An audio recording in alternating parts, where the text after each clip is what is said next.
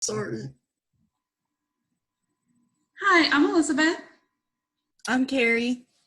I'm Dan. I'm Terrell.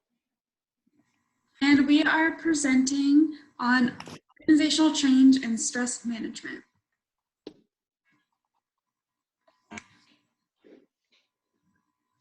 So forces for change is the nature of the workforce, which is more cultural diversity, aging population, increased immigration, and outsourcing. Another factor is technology, which is it has become faster, cheaper, and more mobile, computers and handheld devices, and the emergence of growth of social networking sites, also deciphering of the human genetic code.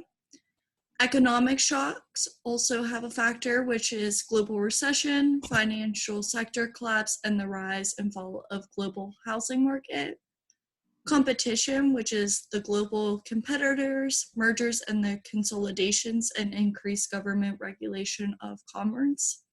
Social trends, which is increased environmental awareness, more multitasking and connectivity, and liberalization of attitudes towards lesbian, gay, and transgender employees. And the world politics, which is rising healthcare costs, opening of new markets worldwide, and negative social attitudes towards business and executives.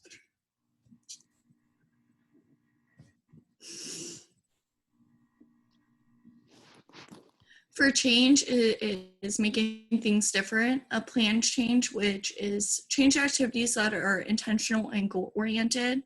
Goals of planned change is to seek improve the ability of the organization to adapt to its changing environment. Also to seek to change the employee's behavior. A change agent, which is a person who acts as a catalyst and assume the responsibility for managing change activities. Some change agents look to transform old industries to meet new capabilities and demands. Finding true change agents in long-established organizations can pose unique challenges.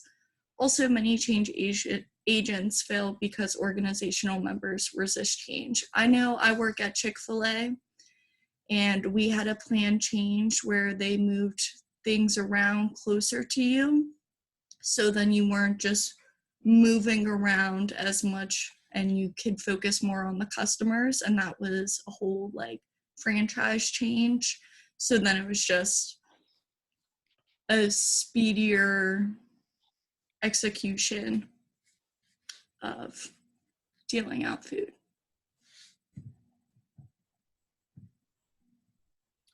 Alrighty, so now I'm going to go over some ways to overcome the resistance of change when there is a change in the workplace. One thing, education and communication. You want to let your employees know why that the change is happening, what the change is, to clear up any misunderstandings that'll help get people on board. Participation, if the employees get a say, they'll be more on board. Building support and commitment. You want to let them know their importance to the organization and let them know that you will need their support. Developing positive relationships. Supervisors need to be trusted, because if you do trust your managers and supervisors, then you'll listen to what they say more. Implementing changes fairly. You want the employees to see the positives in the change. You don't want them to see the change as negative. Manipulation and cooptation is where you bend the truth to get the employees on board with the change. Selecting people who accept change is targeting the employees that are positive and can adapt easier than other employees. And coercion is when you threaten employees who are resisting the change.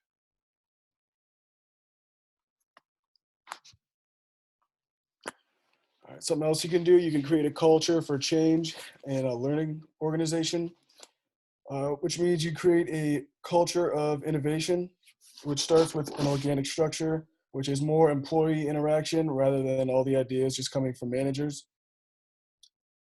Long tenure for management. Tenure just shows the credibility and the knowledge that the managers have for what they're working on.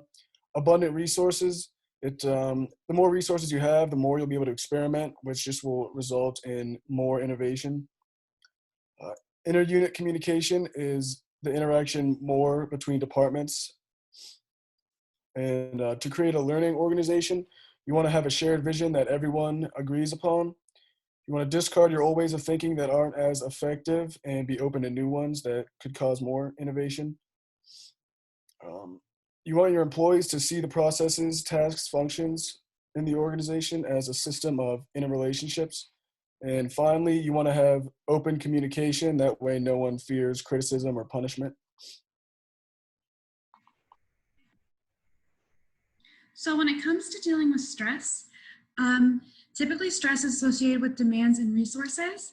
So when your resources aren't enough to meet the demands of your organization, that can cause stress. Allostasis is working to change behaviors and attitudes in order to find stability and decrease stress levels. There is a challenge stressor, a stress associated with workload, and hindrance stressors, a stress that inhibits you from attaining a goal like office politics. It is a good reminder that minimizing your team's stress should not happen through lowering the standards, but should come from reducing counterproductive behavior.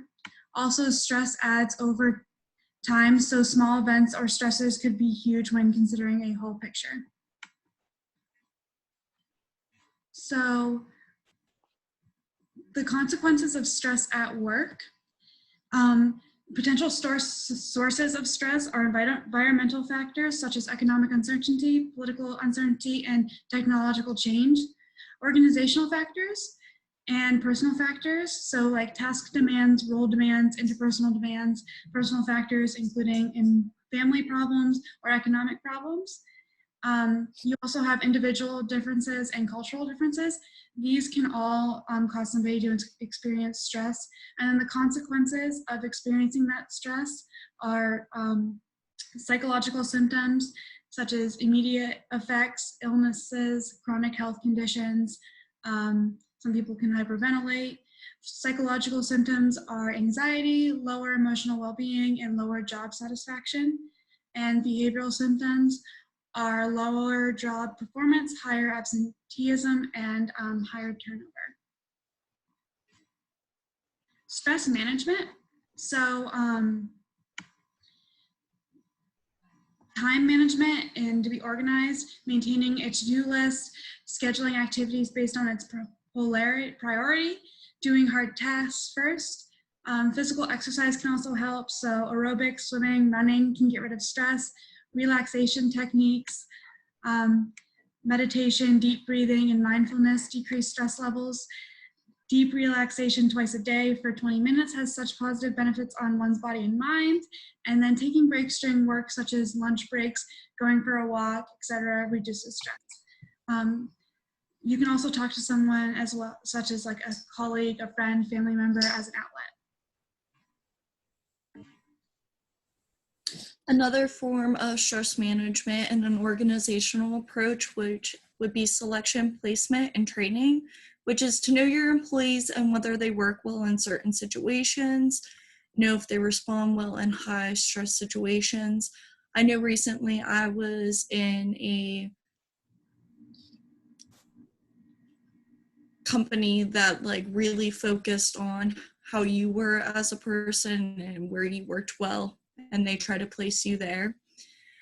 Goal setting, which helps employees reduce stress and provide motivation. Goals allow for feedback on progress and give the employee positivity in work settings.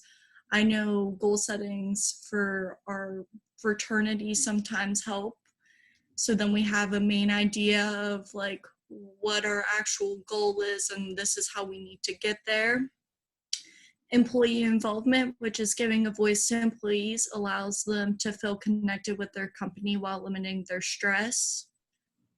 Because everyone wants their voices to be heard, so it's right to give people the right to be able to communicate those things. Organizational communication, which gets rid of the uncertainty that causes stress. This can also help shape their employees' perceptions of their jobs and company they are working for. Wellness programs, which provide workshops for employees that struggle with stress. help them improve their mental health and grow as a person employee. Workshops can help them reframe stressful situations and use appropriate strategies to deal with it and help them develop good stress.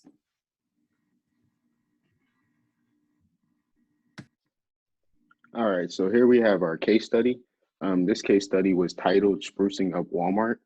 Walmart, which provides itself upon having affordable price points for customers, faced an unexpected competition with the rise of dollar stores and online shopping sites like Amazon. With their consumer convenience advantage falling, they had to make serious changes to stay on top. Doug McMillon, who was named Walmart's new CEO in 2014, strived to see improvements with the employee morale and online accessibility. Walmart announced it would increase employee wages and value the feedback of its employees. Walmart also had increased its inventory and marketing styles to promote online accessibility for consumers.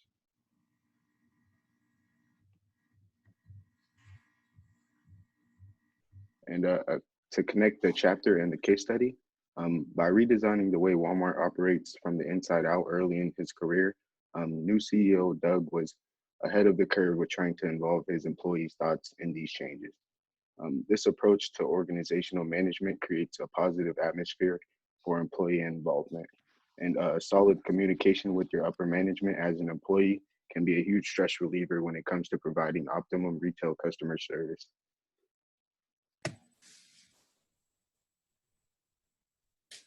And then some questions that we have is, in your opinion, which tactic for overcoming change resistance is the most effective and why? As an individual, how have you managed stress before? Number 3, what type of stress consequences do you feel is more of a hindrance to work effectively? Number 4, Doug McMillon was named CEO in 2014 and has been implementing changes ever since. I'm sure most of you go to Walmart on a consistent basis. How do you feel about these changes have affected the way you shop at Walmart or online? And number 5, has an organization you've been a part of ever make a major change, and how did it make you feel?